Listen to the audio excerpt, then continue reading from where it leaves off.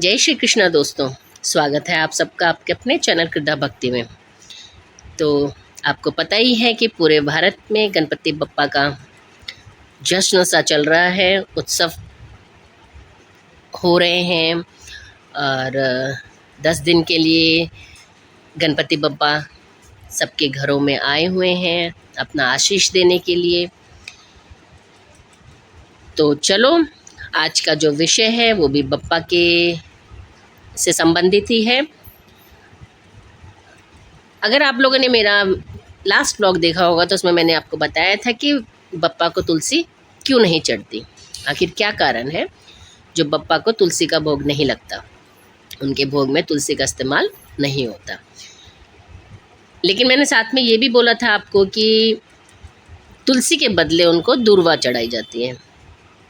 तो आज का जो व्लॉग है उसी दूर्वा पर आधारित है। आज हम बताएंगे कि गणपति बप्पा को क्यों चढ़ाई जाती है दूर्वा। इसका धार्मिक ही नहीं, वैज्ञानिक दृष्टि से भी बहुत महत्व है। वैज्ञानिक दृष्टि से ये जो दूर्वा घास है ये बहुत ही ज़्यादा लाभकारी है। कहते हैं कि गणेश जी को अर्पित की जाने वाली दूर्वा केवल पूजा का एक साधन नहीं बल्कि प्रकृति का अनमोल उपहार है। दूर्वा केवल गणेश जी की प्रिय वस्तु ही नहीं बल्कि सेहत के लिए भी किसी वरदान से कम नहीं है। यह हमें सेहतमंद बनाए रखने के साथ साथ हमारी आस्था को भी, हमारी जो आस्था है उसको भी प्रगाढ़ करती है। गणेश चतुर्थी का त्यौहार भगवान गणेश जी की पूजा अर्चना का पर्व है, ये तो आपको पता ही है। और ये त्यौहार जो है गणेश चतुर्थी से लेके अनंत चतुर्दशी तक का होता है। भक्तजन इस दिन बप्पा को मोदक, लड्डू और दूर्वा अर्पित करते हैं। मोदक और लड्डू तो अक्सर आपने सुना ही होगा, लेकिन क्या आप जानते हैं कि गणेश जी को दूर्वा इतनी प्रिय क्यों है? तो पौराणिक कथा और वैज्ञानिक दृष्टिकोण दोनों ही दूर्वा की महत्वता को खास बनाते हैं। तो सबसे पहले तो चलो मैं आपको बताती हूँ, जिसको नहीं पता है तो उनको मैं बता दूँ कि इस साल गणेश चतुर्थी जो है 27 अगस्त 2025 को मनाई जा रही है। यानी कि जो इसकी स्टार्टिंग थी गणेश चतुर्थी वो 27 अगस्त को थी।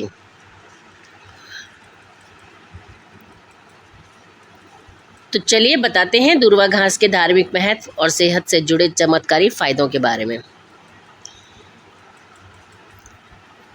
पौराणिक कथा के अनुसार प्राचीन काल में अनलासुर नामक राक्षस धरती और स्वर्ग दोनों जगहों पर आतंक मचा रहा था। वह ऋषियों और आम लोगों को निगल जाता था।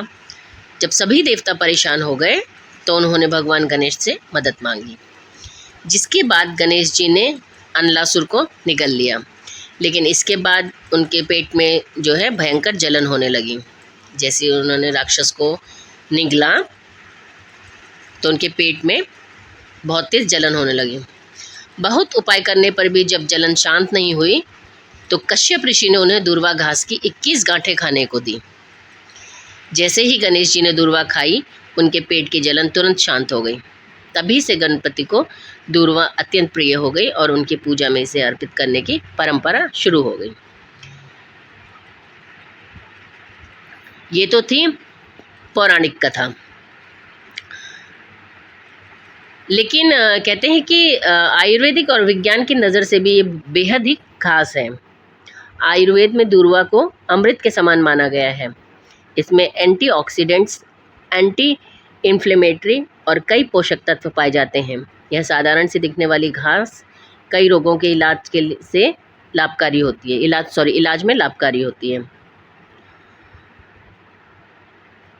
अब आप लोग में जिज्ञासा होगी कि दूर्वा से ऐसा कौन सा इलाज होता है, किन रोगों में ये दूर्वा जो है वो काम आती है। तो मैं आपको बताऊं, सबसे जो इसका सबसे बड़ा फ़ायदा जो है वो होता है ये पाचन में सुधार करती है। जैसे किसी का डाइजेस्टिव सिस्टम ख़राब हो गया हो तो उसमें दूर्वा जो है बहुत कारगर औषधि के रूप में काम आती है। वो कैसे? दूर्वा का रस पेट की जलन, गैस और कब्ज जैसी समस्याओं को दूर करता है। यह पाचन तंत्र को दुरुस्त करने में मदद करता है और एसिडिटी जैसी समस्या से राहत दिलाता है। यानी कि आप दूर्वा जो घास है उसको लेकर के आप उसका रस निकाल लें और उसको पीने से आपका गैस्ट्रिक प्रॉब्लम वगैरह जो है वो सब, कॉन्स्टिपेशन, गैस्ट्रिक प्रॉब्लम, ये सब आपकी दूर हो जाती है। दूसरा सबसे बड़ा औषधीय गुण इसमें ये है कि इसमें मौजूद एंटीऑक्सीडेंट और एंटी इन्फ्लेमेटरी गुण शरीर की रोग प्रतिरोधक क्षमता को बढ़ाते हैं, यानी कि इम्यूनिटी सिस्टम को इम्प्रूव करते हैं। नियमित सेवन करने पर यह कई तरह की बीमारियों से बचाव करता है। तो इस लिहाज से भी दूर्वा जो है औषधीय गुण यानी कि वैज्ञानिक दृष्टिकोण से भी बहुत महत्वपूर्ण है। दूर्वा का लेप अगर त्वचा पर लगाएं तो उससे खुजली, फोड़े फुंसी और जो रैशेस होते हैं और स्किन से रिलेटेड जो भी समस्याएं हैं उनमें राहत मिलती है।